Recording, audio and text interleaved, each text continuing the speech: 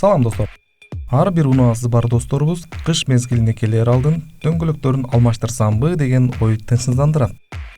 Демек сиз дөңгөлөк сатып алаарда дөңгөлөктө жазылган маркировкаларга маани бердиңиз беле? Же сатуучу сунуштап жаткан дөңгөлөктөрдү эле алып жүргөнсүзбү? А балким ал дөңгөлөк сиздин унааңызга туура келбейттир. Келгиле, сиз кандай дөңгөлөк алып жатканыңызды мындан кийин билем десеңиз, анда видеону аягына чейин көрүңүздөр. Кеттик анда.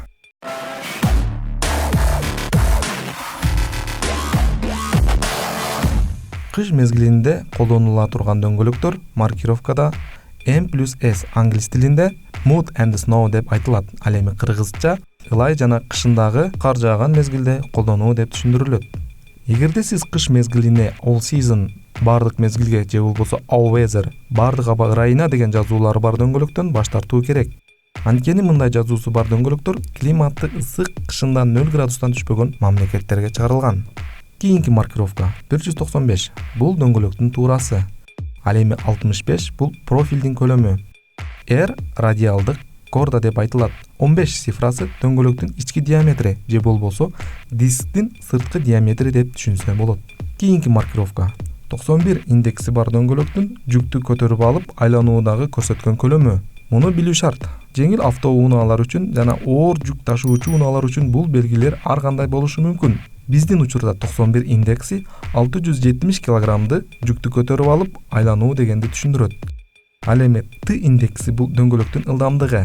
Бул индекс канчалык чоң болсо, ошончолук бат ылдамдыкта жүрүү деп түшүнсө болот. Биздин учурда Т индекси 190 км/саатына жүрүп алат дегенди түшүндүрөт. Төмөнкү таблицада ылдамдыктын түрлөрү берилген. Байкап көрсөңүздөр болот.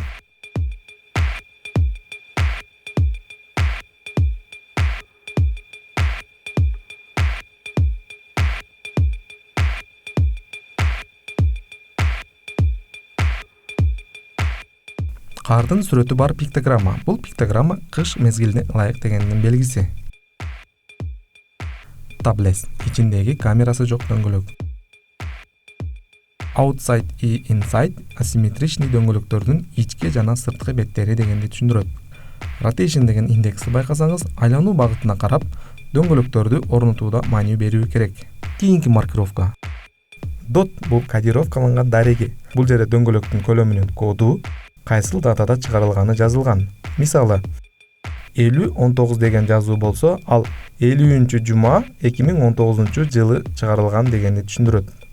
Маалымат кызыктуу болсо, лайк басыңыздар, WhatsApp'тан бөлүшүңүздөр. Келечек башталды достор. Супер Блак каналына жазылган унутпагыла.